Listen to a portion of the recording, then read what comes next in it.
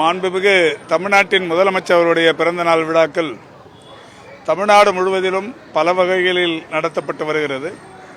இலக்கிய விழாக்களாகவும் ஏழை எளியவர்கள் பயன்பெறத்தக்க வகையிலான நலத்திட்ட உதவிகள் வழங்குகிற நிகழ்வுகளாகவும் பொதுக்கூட்டங்கள், தெருமுனை கூட்டங்கள் என்கின்ற வகைகளில் இயக்க பிரச்சார நிகழ்ச்சிகளாகவும் கருத்தரங்கங்கள், கவியரங்கங்கள், வாழ்த்தரங்கங்கள், பட்டிமன்றங்கள், பாட்டு பட்டிமன்றங்கள் என்று இலக்கிய நிகழ்ச்சிகளாகவும் பலவாறாக நடத்தப்பட்டு வருகிறது.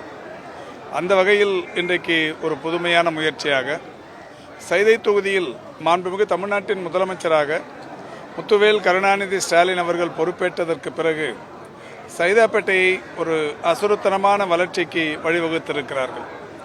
குறிப்பாக கலைஞர் நூற்றாண்டு உயர் சிறப்பு மருத்துவமனை என்பது தமிழ்நாட்டிலேயே அதிநவீன மருத்துவ உபகரணங்கள் தமிழ்நாட்டில் மட்டுமல்ல, இந்தியாவில் வேறு எந்த அரசு மருத்துவமனையிலும் இல்லாத மருத்துவ உபகரணங்களுடன் கூடிய ஒரு மருத்துவமனையை கட்டமைத்து தந்தமைக்கும், இந்தியாவில் முதல் பிரத்யேகமான வயது மூத்தவர்களுக்கான மருத்துவமனையை சைதாப்பேட்டையில் அமைத்து தந்ததற்காகவும், எல்லாவற்றிற்கும் மேலாக ஒரு 6.5 ஏக்கர் நிலப்பரப்பில் கலைஞர் நூற்றாண்டு மருத்துவமனை வளாகத்திலேயே உலகிலேயே மிகப்பெரிய குழந்தைகளுக்கான மருத்துவம் மற்றும் ஆராய்ச்சி மையம் 417 கோடியே 7 லட்சம் மதிப்பீட்டிலான ஒரு மருத்துவமனைக்கு அடிக்கல் நாட்டியமைக்காகவும், இப்படி உலக அளவில் சைதாப்பேட்டைக்கு பெருமை சேர்த்த, புகழ் சேர்த்த வணக்கத்திற்குரிய தமிழ்நாட்டின் முதலமைச்சர்களுக்கு நன்றி தெரிவிக்கிற வகையில் அவருடைய பிறந்தநாள் விழாவில்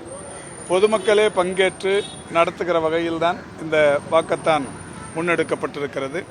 ஒரு 5 கிலோமீட்டர் தூரத்திற்கான இந்த வாக்கத்தானில் சற்றேறக்குறைய 20,000 சைதாப்பேட்டையைச் சேர்ந்த பொதுமக்கள் குடும்பங்களுடன் கலந்து கொண்டு இன்றைக்கு இந்த நிகழ்ச்சியில் பங்கேற்றிருப்பது என்பது மகிழ்ச்சியாக இருக்கிறது.